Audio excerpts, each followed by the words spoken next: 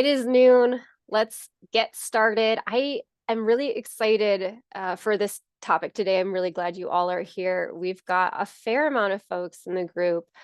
Took a look at that attendee list in advance, that registration report. We've got a mix of individuals as well. So welcome students, staff, faculty, community members, parents. We're really glad that you're here. My name is Sarah Metzger, and I am one of the assistant directors and financial educators at the Sokolov-Miller Family Financial and Life Skills Center here at Penn State. And a long time ago, I had the privilege of doing these kind of webinars pretty regularly. That is now kind of in the world of Allie Smith. If you tune in with us pretty regularly, you see Allie quite a bit. But I'm going to step in today and talk about a money habit or a money activity that is really near and dear to my heart. We're going to talk about cleaning up your finances. And it's not just near and dear to me because I'm a type A person, but it is near and dear to me because I just have a habit of collecting money related things, paperwork, old bill statements. Like I find myself suffocating from financial clutter sometimes. And it is like my Achilles heel in the world of being a financial educator. So I'm gonna own that. There's gonna be some self-deprecation happening in today's session, which I think is always a helpful teaching tool. So we'll get started, and I'm really excited about that. But first, a couple of quick notes. First of all, Holly Deemer, one of our wonderful financial literacy student ambassadors, is going to hang out in the chat today.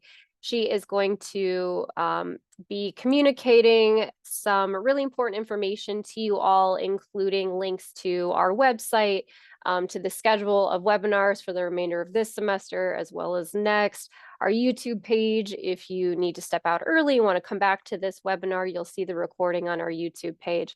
And then any questions that are easy enough for Holly to handle as we move along, she'll try to answer those as well. Certainly, I will keep an eye on the chat, and we'll have time at the end to clarify any misconceptions or offer final pieces of advice for those who are seeking it before you go. I do also want to mention that this webinar is being recorded. So you all should have gotten a notification when you hopped in on that. Glad you're still here with us. And then finally, I will mention if you are here attending from SMEAL's Ethical Leadership Challenge, that SELC, you will get credit for attending. You do not need to do anything but participate today. We are going to email the SELC program coordinators to let them know who from SMEAL attended today. So all you have to do is sit back, relax, do a little bit of participation, think about your finances, and you'll be ready to rock and roll. So I think that's everything. Without further ado, let's go ahead and get into the 5 ways to declutter your finances as identified by me, somebody who is a self-admitted struggler when it comes to keeping my finances clutter-free. So first piece that I want to acknowledge, because again, this is something that I struggle with personally, managing money can be messy. And I think that regardless of if you're a first-year student or you are somebody, maybe days, months, weeks away from retirement, whether you're new to the money game or you've been in it for a while, we all at some point have experienced how messy managing money can be.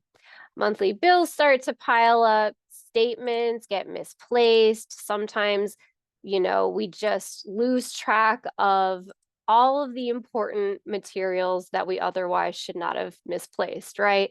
Bills, bank statements, permanent records like birth certificates or social security cards, receipts, tax documents, pay stub, investment records, passwords, which don't necessarily live in a tangible space, but gosh, if I said that I'd be lying if I said I never forgot a password. And because I forgot a password, that made my finances become more cluttered and more frustrating to manage. So let's just all take a minute to acknowledge that managing money can be messy.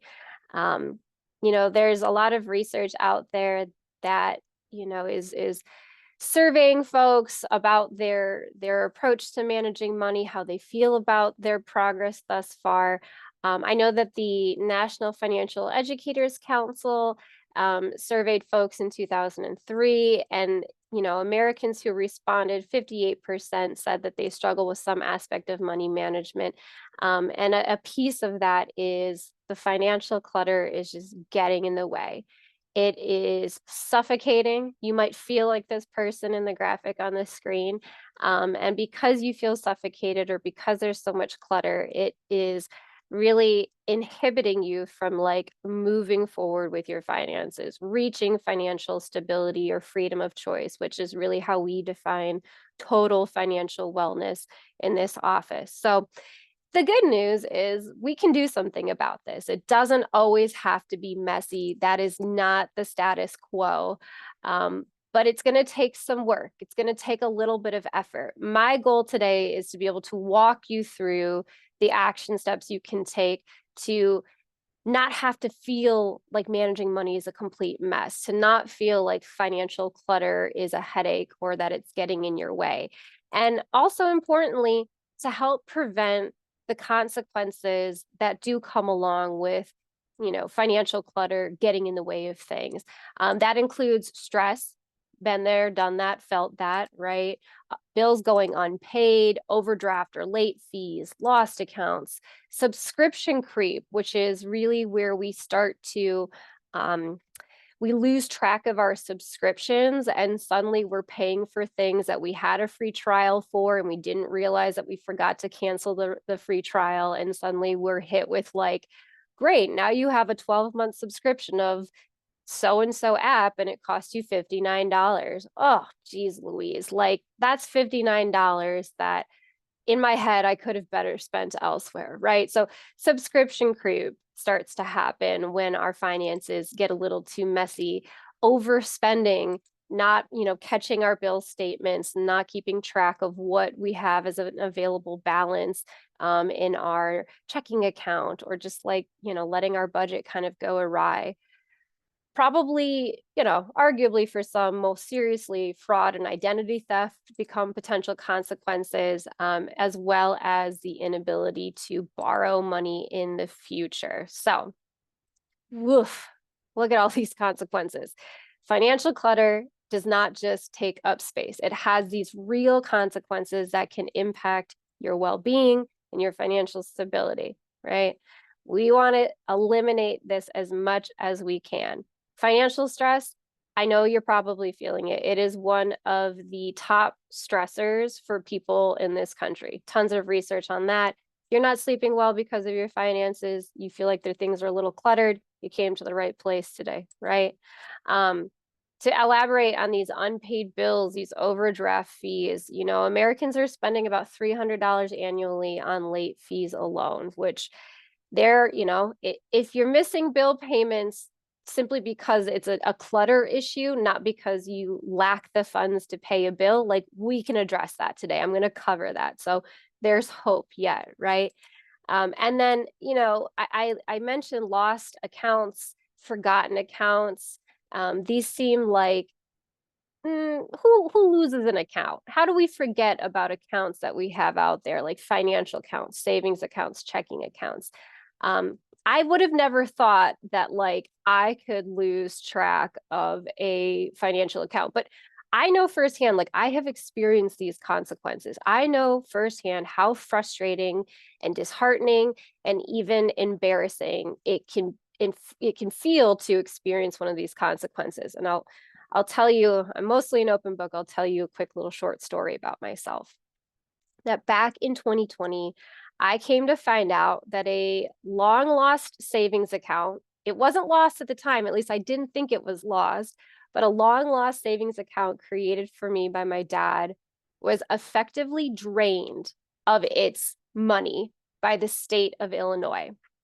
So like I knew I had this account. It was lost in that I wasn't really thinking about it. It was a forgotten account. But in 2020, when I decided to do a little bit of financial decluttering for myself, I found out that the state of Illinois had drained the balance of savings in that savings account. Okay. You're probably wondering, like, as I was at that time, like, how could that be possible? I was freaked out and totally confused and totally frustrated by what I was seeing. And I learned the hard way about, and follow me here for a minute. I learned the hard way in this situation about the government's right to take ownership of dormant account assets after a specific period of time. I had no idea that if I stopped making transactions in my savings account, like I just left the money there thinking like it's a savings account, right? I don't have to keep too close an eye on it. I found out the hard way that being, allowing an account to become dormant, not making transfers in and out, not having any kind of activity, not checking in with the bank, after a period of time, the government can take ownership of those assets. It's called escheating, which is a funny word. It's called escheating, which honestly, in retrospect, and honestly in the moment too, felt like an appropriate name because I did feel cheated at that time. I felt cheated that I had like lost track of an account, and because I lost track of it, the government went in, and to be sure, this was after a period of 3 years, the government went in and took my money out of that account and claimed it for itself. So I don't want that to happen to you all. This is that self-deprecation where like I'm not perfect. I've had to learn and make missteps with my money over time, but like I'm here to tell you consequences of financial clutter are real. One could be escheating, and I don't want that to happen to you. So you're here today to like learn how to get in control and like get the mess of finances cleaned up, right? As you know, before I continue on, I do want to just sort of end this slide on like a more positive note because we're going to get into the more positive space of like how do I take action here. I'm actually going to share with you the opposite of escheating, like having your dormant accounts drained. There is a way, and I'm going to plug this in for the state of PA. Hopefully that link works. It might not, because it looks like it didn't hyperlink fully, but the state of PA has a way for you to go and claim unclaimed property. So for example, if you got a paycheck that, a final paycheck from a job in college, but you had already moved away from campus and they couldn't find you to give you that paper paycheck after your last day, like that paycheck is probably in the PA Department of Treasury's online database of unclaimed property. Get in there and go find your like $20 paycheck that's been hanging out for the last couple of years. So, there's an upside to this. If the government is holding on to some of our assets, sometimes they're just holding on to them for safekeeping until you go and look for them and claim them. So I'm gonna go ahead and plug that in there, and reiterate to say like my money missed up in 2020 was a bummer. It was so frustrating. Luckily, it didn't have like the most severe impact on me overall at that time, but like certainly any of these consequences or that one, could impact our ability to borrow money, secure loans, build security, have freedom of choice with our finances. And I don't want clutter to get in the way for you all. So let's dive into 5 ways to kick the financial clutter for good before it snowballs and becomes completely out of control. Oh, and Holly, if you could, I'm looking now, the link that I shared, I did not share it with everybody. If you could copy and paste that into the chat for everybody, I would sincerely appreciate it. Amazing. You guys might have to copy and paste the actual words into your browser bar. I don't know if that link's going to work. So, but it's a link worth checking out. Okay. So first up, step 1, as a way to begin decluttering your finances, check in with yourself. That's my first recommendation. It is really important to assess how you're feeling about your finances. Are you slightly behind on payments? Are you completely overwhelmed? Kind of what's the status here for you? Having an honest assessment really does lay the groundwork for moving forward. In prepping for today's conversation, I did a little bit of research, and The American Psychological Association is reporting that about 60% of adults are reporting that their finances are a significant source of stress. So reiterating that like financial stress is major, it is impacting people. And when we feel financial stress, sometimes it's suffocating, sometimes it's paralyzing. And when we feel paralyzed to take action and clean up our finances, like we can't move forward. So checking in with yourself is appropriately the first step. I will say if it feels like too much to handle alone, having to think about your feelings about your finances, what's going on with your finances, don't be shy about reaching out to your networks of support. Trusted friends or family are great folks to speak to. We've got financial coaches in our office. Holly is one of our peer mentors. We've got professional staff who are able to meet with you all. CAPS, the Counseling and Psychological Services office here at Penn State, also has free appointments that they offer to students. You can meet with them anytime. So do consider taking advantage of those services on site. And then if it really feels reasonable and helpful, you could also pay for a certified financial planner to meet with you and work with you on getting your finances decluttered. And at the same time, like get your budget in order, create a plan for repaying student loan debt. Like financial planners kind of cover it all and also have this awareness of like how money impacts our mental well-being so they can be sensitive to that when they're working with you. Holly, if you could, let me see. I don't know if I'm going to be able to get my link copied here. I'm going to try. Let me see for CAPS. There we go. So I've got the CAPS link copied there. CAPS is offered to students, grad and undergrad students here at Penn State as a service. I know there's an option for a few free appointments initially if you are looking to meet with one of their counselors or psychologists on staff, some of those folks.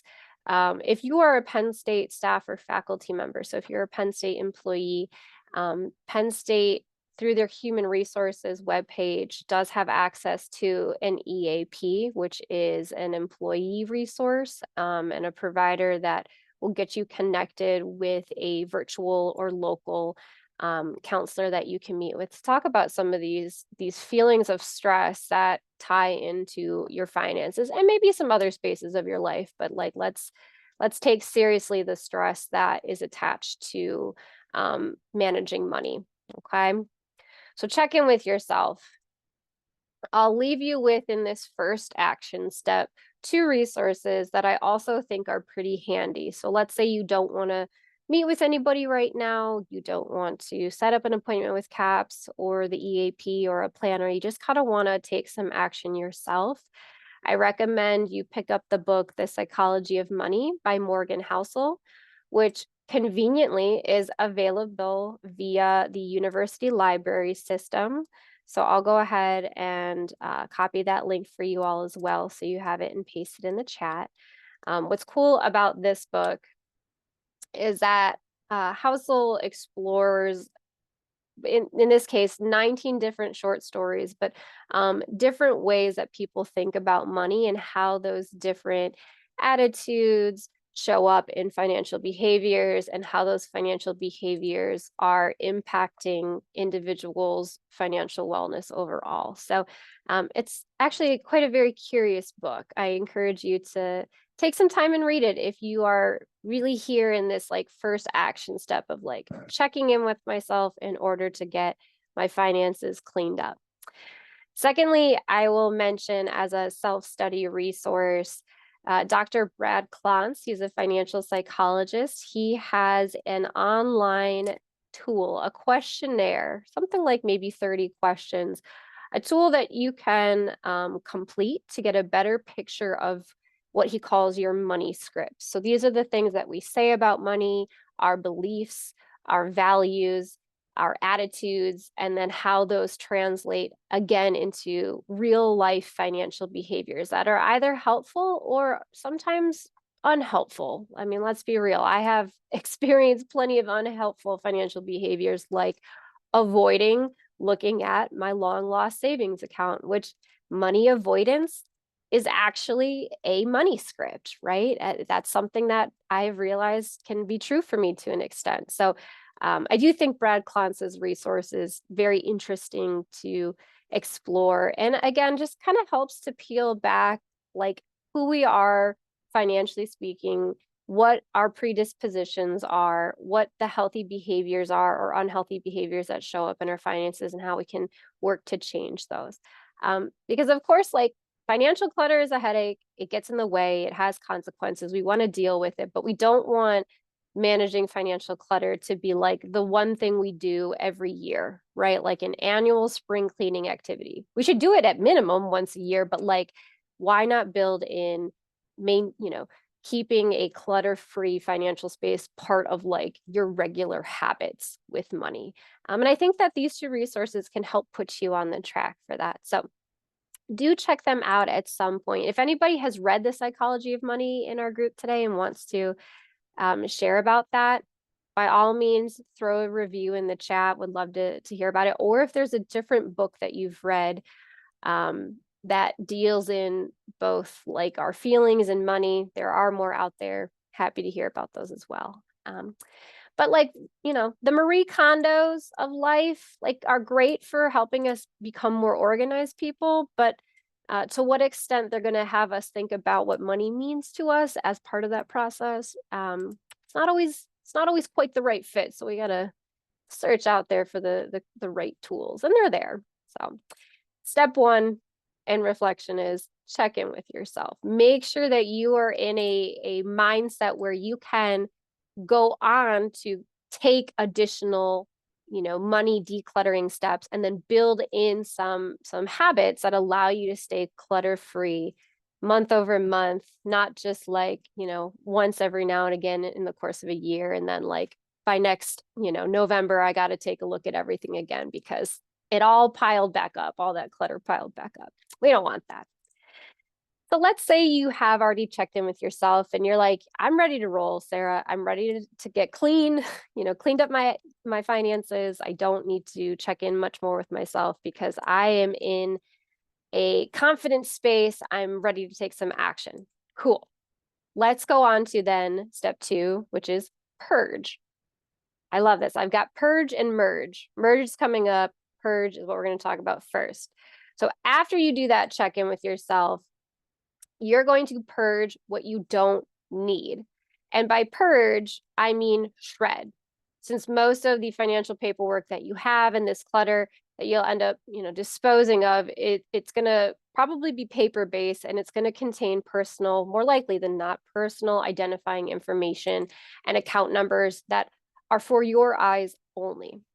Identity theft is a crime that cost Americans nearly $43 billion in 2022, which is a statistic that none of us want to be a part of in 2024. So buy a paper shredder or use a paid shredding service at a place like Staples or FedEx, UPS. They have commercial shredding services. You're going to want to make sure that as you start to literally physically clean out the clutter from your file cabinets, from your dining room table, or that space on your kitchen counter, or what you're getting rid of out of your mailbox on a daily basis, like because it might have that personal information contained within it, you want to dispose of it properly. It seems crazy to think that criminals are digging through our trash to get a hold of our account numbers and other sensitive info, but it happens. Identity theft is a real and legitimate and seemingly continuing to rise crime in this country. So let's take it seriously. I want you in this space to think about all the receipts, the bank statements, the old tax documents that you have cluttering the drawers or the file cabinets or wherever it kind of lives in the physical or even the digital space, because a lot of what we keep also lives in our files on our computer. You want it cleared. And I know you're thinking at this point, how do I know what to get rid of? How will I know that if I throw it away, it's okay, I won't need it again in the future sometime? And if I do throw it away now, I'm going to be in a pinch later. I understand. That's part of my personal struggle with financial clutter. I keep everything. I used to keep every single pay stub for years and years and years in the college job that I had way back when. Like I bought a file cabinet as like one of my first adult purchases because it was so important to me to like keep everything. But you don't need to keep everything. A good rule of thumb is that like if you can get a digital copy of something, you don't need to keep the paper copy of it. You can shred it and get rid of it. Digital copies save space, they're easy to organize, and if you can get that digital copy for free, you don't need to keep the paper version of it that you have. Okay. Now, beyond that, all of our financial paperwork has a life cycle, and some it's going to be shorter than others. I've got a really handy chart for you on the screen, a timeline rather, that I think is going to help you when as reference when you're going through your documents. So here's what we have first. If a record like ATM receipts, credit card receipts, cash receipts are cluttering up your car or spaces in your counter, I have been guilty of this. Just know that you only have to keep these documents long enough so that you can add the cash transactions to your budget record, or reconcile your ATM and credit card receipts with your billing statements that come usually once a month. So if you're able to reconcile, to verify that like, yeah, I paid $15 at Yalla Taco with my credit card and I see $15 on my monthly bill statement, cool. I can go ahead and get rid of that credit card receipt. Don't need to keep it any longer than that. Cash receipts as well. You can get rid of them, but only after you've accounted for your cash transaction in your budget. Our budgets sometimes fall apart if we pay often in cash, but we don't keep track of how much we actually spend. So that's the 1 month rule. Beyond that, we've got 1 year. 1 year, okay? 1 year records are going to be things like pay stubs, utility bills, bank statements, medical bills, canceled checks, things like that. You want to keep them at least for a year. And often the recommendation, the reason why is you will probably need many of these documents for current year tax prep. So when you go to fill out your taxes in April or between January and April, you'll probably have to come back to some of these statements to cross-check, make sure everything matches up, and that like you're preparing your taxes as accurately as possible. So we usually say a year for documents like that. And speaking of taxes, the IRS generally recommends keeping tax documents for at least 3 years from the date you filed your return. This period covers what they call the standard statute of limitations for the IRS to audit your return or for you to amend it. So that's the general like minimum recommendation for tax returns. I had to learn this one, not the hard way, but I had to learn that it was okay to eventually dispose of properly, tax returns from, my very first full-time job in 2014 from 10 years ago, right? The IRS, if you look online, there are some specific scenarios where you would want to keep your tax records for longer. Generally, this is going to be if you like underreported your income by more than 25%, or if you didn't file a return or you filed a fraudulent return, like the IRS could audit you indefinitely. And so like you want to have record of some of these tax related documents. But the minimum is at least 3 years. So if you've ever wondered that, here is your answer. Our credit reports are going to include loan information for at least 7 years, as well as lines of credit, credit card information, things like that. So it's advisable to keep some of your loan documents for just as long. In the case of student loans, this includes your master promissory note, any correspondence from your lender, your loan servicer, or even potentially a collections agency if you defaulted on your loans and they wound up in collections. You want to keep that anything that you've kind of accumulated over the years for at least 7 years. And this includes 7 years beyond receiving the discharge letter once your repayment balance reaches 0. That said, if you have federal student loans, with the current state of the Department of Ed and kind of what's been going on with shifting some of their record keeping from loan servicers to the department internally, it's probably just worth keeping all of your loan related documents for now. For a longer period of time, just until, especially if you're pursuing public service loan forgiveness, just because things are a little messy with the Department of Ed right now. Permanent documents like birth certificates, social security cards, marriage licenses, things like that, you should keep these forever. This is why they're called permanent records. These are documents that should be kept really safe and secure. I know that I also, as one of my like new adult investments, I bought a fireproof safe, like a box, sorry, not a whole safe. To be clear, it's like this big, it's not super big, but it's fireproof and lockable. And it's where I keep my documents so that one, they can't be accessed by anybody but me who has the key. And then also like, hopefully knock on wood that this would never happen. But like if there were to be a fire in my home, I've got my documents stored safely in the fireproof box. So they can still be retrieved. It's not to say that you can't get a replacement birth certificate or replacement social security card. You can, but certainly it can be a hassle, and it can be untimely at times as well. So keep these things as secure as humanly possible. A question about expired passports came up. So expired passports, like passports, are property of the government. Of course, because it's such a good question, I can't remember what I read about passports. But if you hop online and you do a search within like the .gov websites, it will tell you what to do. Yeah, definitely keep your passport safe as well, but it will also tell you how to manage expired passports.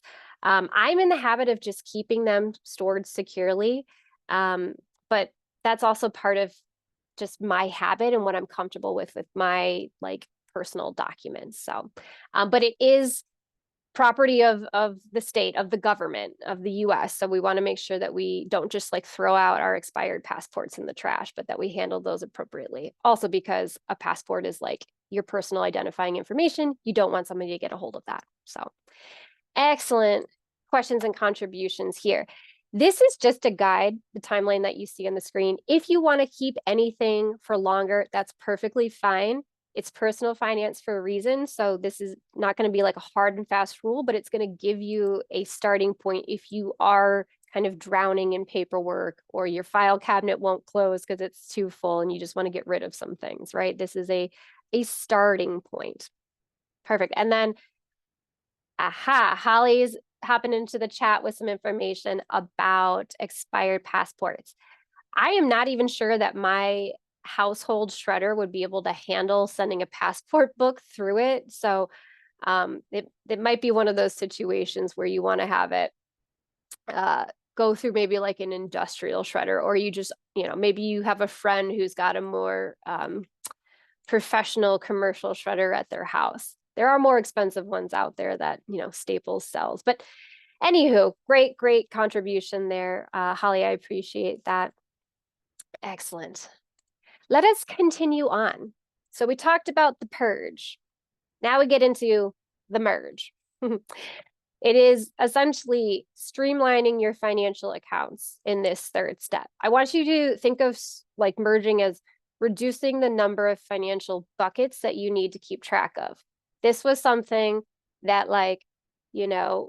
how old was I? 30-year-old Sarah back in 2020 should have done, or shouldn't have waited until 2020 to do. This would have helped me prevent the loss of money in my long and forgotten, credit union savings account that I had. So this is reducing the number of financial buckets that you need to keep track of. It is obviously super easy to become scattered over months and years. Those of you who are out of college and older, you have probably lots of accounts at this point. I know that as I've gotten older, I have more accounts open than I did when I was in college. I've switched jobs. I've opened up new credit cards. Like I just got a lot to my name, and having that kind of scattered setup can lead to things like overlooked fees, forgotten savings in my situation, and even sometimes missed opportunities to build wealth. So we want to Streamline and merge as much as it makes sense. Think for a minute for yourself, because this is all for you, right? How many different checking, saving, investment, and subscription accounts do you have? Is it less than 5, less than 10, more than 10? You probably would need to take a minute to really sit down and list them out to be absolutely clear, right? For many of us, consolidating these into fewer active accounts can make money management so much simpler and can really help to eliminate the financial clutter that gets us down. But here's what I want to say, just a word of caution. Of course, there's always a hey, wait, asterisk. Merging your accounts is not necessarily about closing every single account that you have on a whim. So, for example, if you are closing unused credit cards, that might ding your credit score temporarily because it impacts your credit utilization and your length of credit history. So, if you have a lot of credit cards and you're thinking, I just don't need to be managing this many. Okay, you can close them. That's a choice that you absolutely can make, but know that there will be some sort of impact on your credit score. That's that financial reputation you have. It's a number that lenders look at when deciding whether or not to issue you new lines of credit like a car loan or a home loan. So even in taking action to declutter our finances, it might have an unintended consequence that, at least in the immediate short term, could delay us moving it, down a financial path that we'd like to move down. It might mean that we can't get a home loan right now, or we can't get a car loan right now, but we're going to let our score rebound, and then in a couple months' time, we'll go ahead and try to get that line of credit once more, right? So proceed strategically in this space. Connecting your accounts to a single online dashboard, I also think, is really helpful. It increases clarity and reduces that mental clutter. There are tons of free apps out there that will accomplish this. So take time to explore your app store and then get connected. A last note that I'll add as well, and I'll put this link in the chat because you can see it on the screen. Those of us who are in the workforce full-time have probably worked for a few different employers. We might have a couple of different retirement investment accounts out there, a few different 401ks or 403bs. You don't have to just let those accounts sit as separate accounts. There are actions that you can take to roll over money from an old 401k into a new 401k, or an old 403b into a new 403b, or something called an IRA, which is a retirement account that you manage on your own. So my recommendation is meet with a TIAA professional. If that is who is administering your retirement plan here at Penn State, they will be able to advise on how to best go about that. Sound good? Any recommendations from the group on oh yeah, I use Credit Karma, or you need a budget, or there's some sort of app that I have that gives me this bird's eye view of all of my accounts at one time. I get everything connected, and it makes keeping an eye on my finances so much easier and allows me to be more clutter-free or less held down by clutter. I'm always open to hearing from you all in the chat. I'm not the one expert here, and I already told you that I've made mistakes in the past too, so we're all in it together. All right. Onward then. Oh, all right. Before I go, we've got a Rocket Money recommendation in the app. Thank you so much for that. I've heard that Rocket Money is decent, and I see a lot of those commercials of get Rocket Money and we will cancel all of your unused and forgotten subscriptions for you and save you a bunch of money. Love it. Love to hear it. If that's true, go for it. I've never used Rocket Money. I'm not a big subscription person, so I don't have that particular concern. But if it works, man, by all means. And if it's free, even better. All right. So I want to take a moment now to recognize the nuisance that is junk mail. This is the stuff that clogs your mailbox, your PO box. If you are a college student on campus, maybe this junk mail doesn't come to you here, but you go back home every break and your parents or family, they hand you a stack of envelopes that you got mailed to you, and it's your mail legally, so they need to give it to you. And you're like, oh my goodness. You've got credit card offers, insurance solicitations, random promotions, and it's all kind of jumbled amongst the important financial documents like your bill payment, your account statements, things like that. It's a bit of a headache. And understandably so. We've got Americans receiving an average of 41 pounds of junk mail a year, 5.6 actually million tons of junk mail ending up in landfills as a result of that. This particular statistic freaks me out the most. We spend as much as 8 months of our lives just sorting junk mail overall, which is crazy. I have way better things to be doing for 8 months of my total life than just sorting junk mail. We've got, the carbon contribution as well, major issue, right? Printing and, getting the materials to print these letters, to print the mailers, to send that all out. The carbon contribution is equal to that of 7 US states combined. And American businesses are sending about 149 billion pieces of direct mail to us on a yearly basis. So we got a lot going on here. Not all of this is good news, but interestingly, like, why do businesses do this? More people respond to direct mail compared to email pitches, to those emails that we receive. So, from a business perspective, like, it actually pays to send all this junk mail more than just to send an email to somebody's inbox. But I get that it's a headache. I absolutely get that it's a headache. So, what to do about it? It's more than an inconvenience. It's actually a major source of financial clutter and can even pose security risks if sensitive information falls into the wrong hands. So we do some of the following here. I'll bring it all up for you. First, you can opt out of pre-screened credit and insurance offers through services like optoutprescreen.com. This option allows you to reduce or completely eliminate junk mailings for 5 years or even permanently, which is so exciting. It's a super quick step, and it can help to declutter your mailbox and,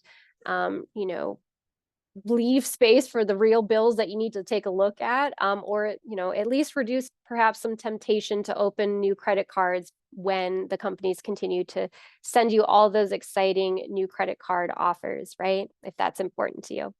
Another really nice resource is dmachoice.org, which can help stop promotional mail from marketers for a small processing fee. It's $4. So that $4 to $5, but for a fee, it's going to stop most promotional mail for 10 years time, which, again, I mean, if this matters to you and this is a way to help declutter your finances, why not go for it, right? I'm going to put both of those links in the chat for you all so you can check out these websites if you'd like to know more. I'm also going to recommend that opting for digital bank statements, digital pay stubs, and bills is a great way to reduce clutter and is often more secure as well. In some cases, it could save you money.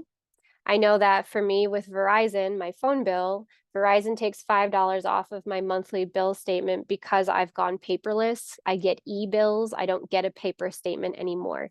So it's worthwhile to check and see if cost-saving opportunities like that might exist for you with the different bills you're paying or providers that you work with.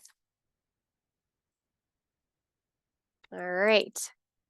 And finally, to the fifth step here, the fifth way to declutter your finances, it's arguably one of the easiest. It's automation. It is managing money in an automatic way. So not having to do anything manually. When we have to rely on our manual bill payments, manually opening up our statements and writing out a check and mailing the check to the credit card company to get a bill paid, like, that can lead to missed payments, late fees, stress, the clutter, just the icky stuff that we don't want. But automating key tasks like bill payments and savings transfers makes things much smoother. So here's what I suggest. Start by setting up automatic payments for rent, utilities, and credit cards if you don't already have something like that set up. Those of you who are undergrad students and you're getting ready to move off campus for the first time, this is absolutely an action that you're going to want to consider when you're going to be making those rent and utility payments, or you've got credit cards and sophomore year is going to get really busy. Let's say you've got an internship going on in the summer or a co-op at some point. And you're just like, I am so busy. I got 5 student orgs I'm a part of. I'm on the e-board for 2 of them and, stuff like that. We get busy. Automation makes sure that we don't forget anything. And because we're not forgetting to pay a bill, we're also like not paying late fees. We're not giving any away, giving away any extra of our money, right? We're remaining secure and free in our choice, right? And I mean that like Americans, what did I say earlier? Paying something like $250, $300 a year just in late fees. I mean, we don't want to participate in that. We don't want to give our money away unnecessarily, right? Interestingly too, if you set up automatic bill payments for something like a credit card, those on-time bill payments can actually stack in your favor and help to improve your credit score. So if you find that you've been missing payments on your credit card and your score is dropping because of it, turn on automatic bill payments, at least for the minimum bill payment due. So even if it's not for the full balance, at least for the minimum, because I get that like trying to turn on automatic bill payment for something like a credit card bill in full is going to fluctuate every month, and that's hard to plan for. So at minimum, turn it on for the minimum bill payment, right? And then with your savings account, if you can automate a transfer of 10%, so say you're getting a paycheck and you turn on a automatic transfer of 10% of your paycheck, you make $2,000, you're going to put $200 automatically from your checking account to your savings. Excellent. That $200 is going to start to add up really fast, more than you even realize if you don't check in on your accounts every day. You're going to come back and go, holy cow, that's a lot more money saved than I realized. It's really exciting. And if you can learn to live on 90%, that's our saying here at the center. If you can learn to live on 90% of your income and save the other 10%, you're going to be in a really great financial position, security-wise and freedom of choice-wise. So the set it and forget it. It's 2024. All of these brilliant individuals, some of which are going to come out of Penn State and make even better apps. Like they are giving us these tools to make managing money easier. Let's tap into them as much as we can. Another word of caution though in this space, and I've been guilty of this, when you turn on things like automatic bill payments or automatic savings transfer, it's easy to become kind of passive and paying attention to what's going on with your money. Don't get in that space. Don't fall to that trap where even if you have automatic transfers or payments happening, you still are regularly checking in every month on your bill statement, taking a look at your credit card transactions and making sure that everything checks out. Automation is great. It's not a full replacement for engaging in our finances though. So we want to still have that kind of regular monthly awareness of what's going on. You can also, apologies, just a final note on the other slide. You can also turn on automatic payments for things like student loan bills as well. So a lot of opportunities there. Take some time to investigate. It is not impossible. It might feel like a little bit of a mountain to climb, but like decluttering your finances is something that we can all do. I've got for you in review the 5 ways to declutter, to kick the clutter that I talked about today. Check in with yourself, purge and shred documents you don't need, find opportunities to merge your finances, go paperless, and automate saving and bill payments. This is a journey. I am still on it. I was still very much an adult when I lost my savings account in 2020. Mistakes are still going to happen. I'm not perfect, and I don't think any of us should aspire to be. But if we are actively engaged in continuously cleaning our finances, decluttering along the full journey that we walk, like we're going to be in good shape. It's not a one-time task, to be clear. None of this is a one-time task. And if you take some of the nuggets I talked about today and you start to put them into place, you turn on automatic bill payment or automatic savings transfers. Like even a small change like that can add up to big relief over time. And I want that for you as much as you do, right? So take advantage of some of what I've shared with you today.